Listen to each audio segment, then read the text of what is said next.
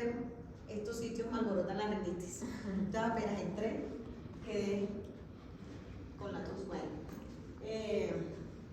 buenas tardes, yo estoy en el doctorado de Derecho y mi línea de investigación es el derecho económico, básicamente la estabilidad financiera. Entonces, lo que les quiero presentar hoy son datos relacionados con cuál fue la respuesta que se dio a la pandemia, la respuesta económica, enfocada en términos económicos, no sociales, no políticos, sino en términos económicos, en el marco del Estado Social de Derecho. Primero quiero que nos ubiquemos el 16 de marzo del 2020. ¿Qué estábamos haciendo? ¿Dónde estábamos? ¿Qué pensamos cuando nos informaron del primer caso de coronavirus en el país? Veníamos de noticias de Europa que estaban en el coronavirus en pleno apogeo, que cerraron los aeropuertos, que nadie podía salir, que nadie podía entrar. Y en Colombia, el Ministerio de Salud, el 6 de marzo, nos dio el primer caso de COVID en el país. El presidente Duque, el 17 de marzo, nos ordenó confinamiento total, estricto, absoluto. No podíamos asomarnos ni a la ventana porque el COVID se nos pegaba hasta por asomarnos. Entonces, el mundo entero. No tienes COVID, ¿no? No, yo creo que por eso no me dio COVID, porque siempre estoy congestionada. El mundo entero estaba en una crisis social, política, económica por la pandemia. No estábamos preparados para una situación como esta. Como que nos cogió a todos los estados y a todos los ciudadanos en una situación de temor, de incertidumbre, no sabíamos qué nos iba a pasar, no sabíamos cómo reaccionar. Y la decisión del gobierno en ese momento fue cuarentena. ¿Qué ocasionó eso? Como todos nos tuvimos que meter a la casa y no salir, solamente a cosas estrictamente necesarias, ir a hacer mercado, ir al médico, nos llevó a que el PIB bajara al menos 6.8%. Si ustedes miran la gráfica, veníamos en más o menos estable y nunca habíamos caído tanto en el crecimiento como en ese momento. ¿Por qué? Pues no había producción, no había servicios, nadie iba a comprar chaquetas, nadie se iba a comprar un par de zapatos, la gente estaba solo enfocada en que no le diera el virus y en comprar comida, que era lo que básicamente estábamos todos enfocados. Ay, ¿qué hice? Eso. En ese momento que nos mandaron a todos para la casa, yo me acuerdo que en la oficina nos dijeron el viernes, vaya normal, y el lunes ya no vuelve nadie a la oficina.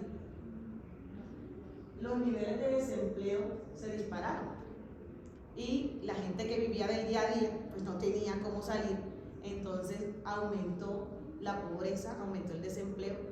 Según datos del DANE, el desempleo en el 2020 llegó al 15%, incluso hay datos del Banco Interamericano de Desarrollo que dice que llegó al 21%, o sea, niveles demasiado drásticos para el tema del desempleo y para las personas pues, que vivimos de lo que trabajamos. Entonces, en esa situación catastrófica, el gobierno tuvo que tomar medidas. A algunos les parecerán que fueron buenas, otras que fueron más o menos, otras que le hizo falta, pero lo cierto es que tomaron unas medidas como, por ejemplo, aplazar el pago de la renta, el tema del IVA, reducir el impuesto al consumo, o sea, medidas que ayudaran a disminuir la carga para los empleados. Entonces, como que uno, además de la preocupación del COVID y de la preocupación de las deudas, pues porque la gente no tiene cómo pagar si no trabaja, que no se aumentara la carga tributaria. Y tomó esas medidas a partir de esos decretos. Y además, el hecho de que la gente estuviera desempleada hacía que los empresarios perdieran plata si les pagaban, porque ¿qué les va a pagar si no producen, si no van a trabajar? También el Banco de la República tomó muchas medidas. Entonces, la principal medida, pues el Banco de la República en su función constitucional del manejo de la política monetaria redujo la tasa de intervención al 1.3%. Hoy la tasa de intervención está en el 3%. Imagínense la diferencia. y tomó política fiscal contracíclica, es decir, aumentar el gasto para poder reducir un poco las dificultades, y tomó toda esa serie de medidas. Digamos que de esas, a mi juicio, el hecho de que le diera liquidez al mercado financiero fue la más importante, porque digamos que cuando nosotros no le pagamos al banco, el sistema financiero, el sistema económico no avanza, y hay crisis. Entonces el hecho de que el Banco de la República dijo, calma todo el mundo, aquí hay plata, entonces como que la gente se tranquiliza. Es como que uno le dice, no estoy trabajando, pero la mamá uno le dice, pero tranquilo, yo te mantengo un año. Entonces uno como que se preocupa, pero no tanto. Y eso hizo el Banco de la República. Le dijo al sistema financiero, calma, si la gente no les paga tampoco los acose mucho, no los acose mucho, porque yo aquí tengo liquidez. El Ministerio de Hacienda, que es el que maneja la plata en el país, necesitaba esos recursos para atender la emergencia sanitaria, para la población en condiciones de vulnerabilidad y para la protección del empleo. ¿De dónde iba a salir esa plata? No sé si ustedes se acuerdan en ese momento que estaban diciendo, no, la plata la van a sacar de las pensiones. Pues todo el mundo, no, las pensiones no. Entonces el gobierno lo que hizo fue, creó ese fondo de emergencia para el COVID y dispuso una serie de recursos ahí para que a partir de ahí pudiera distribuirse en el resto del país en esos programas. Digamos que, también me imagino que se acordarán que a las familias más vulnerables le daban el ingreso solidario, que no es que fuera la gran cosa, pero si una persona vivía de la venta de dulces y ya no podía salir porque no podía salir de su casa por la restricción y porque además nadie le iba a comprar dulces porque uno le echaba alcohol a todo y lavaba todo, entonces la situación de vulnerabilidad se ponía mucho más difícil.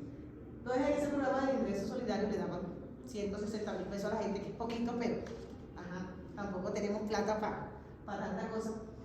Y dispuso en temas sociales eso, y en el tema económico apoyar a las empresas para que no echaran a la gente, no la despidieran, o para que volvieran a contratar a las personas que por la pandemia pues habían quedado cesantes. El gobierno también dio líneas de crédito a través de los bancos de segundo piso. Ahí con él canalizaba recursos para que los beneficiarios, por ejemplo, agricultores, empresarios, exportadores, pudieran tener acceso al crédito.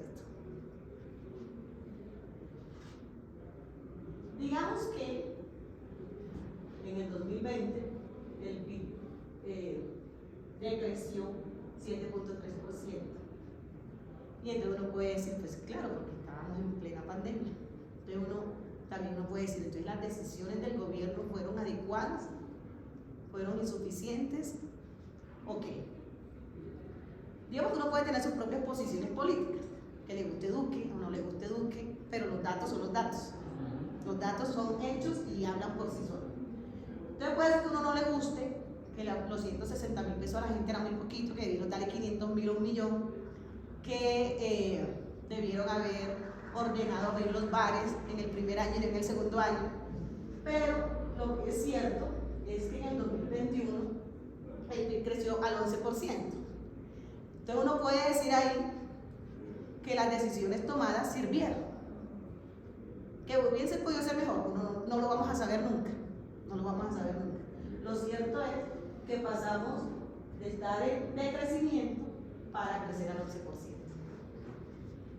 Y el post-pandemia, comparado con los otros países del mundo y América Latina, en el 2020 decrecimos, en el 2021 crecimos, en el 2022 también crecimos y en el 2023 estamos ahí creciendo a pesar de la guerra en Ucrania y a pesar de las dificultades que hay.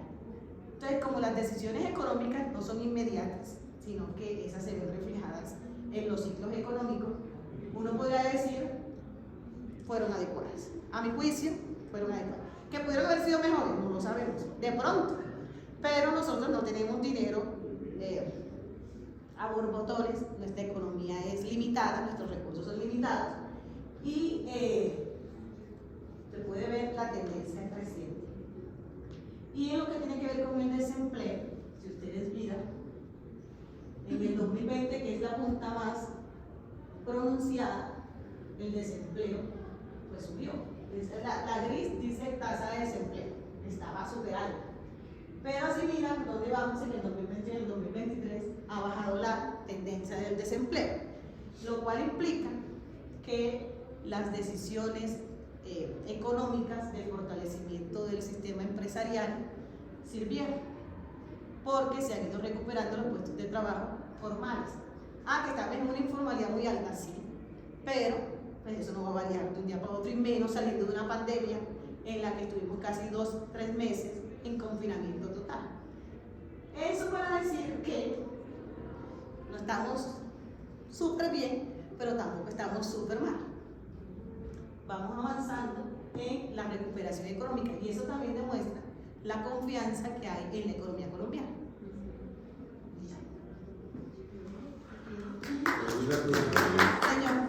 Una cosa que es muy importante, digamos, que cuando se decretó la emergencia económica para enfrentar la pandemia, yo he dado un curso de principios de derecho constitucional a militar, un curso ahí, las horitas ahí.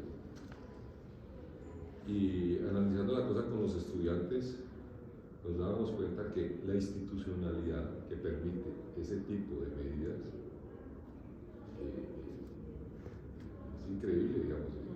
Nosotros menospreciamos a veces la institucionalidad del país, o si no fuera por esa trabajaron mancomunadamente, por la institucionalidad. Claro.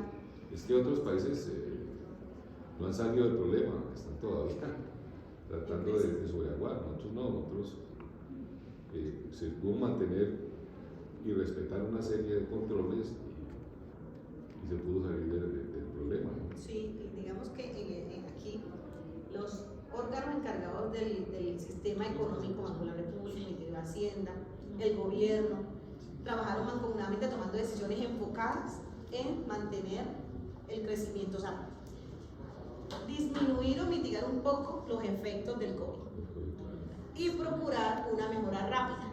Y también muy exitoso el esquema de vacunación. El Ministerio de Salud ahí también. Sí. Pero nota que es una institucionalidad que fluye, que no es estática. Sí.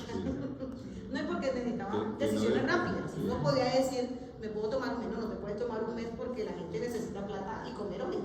Inclusive la gobernabilidad, por ejemplo,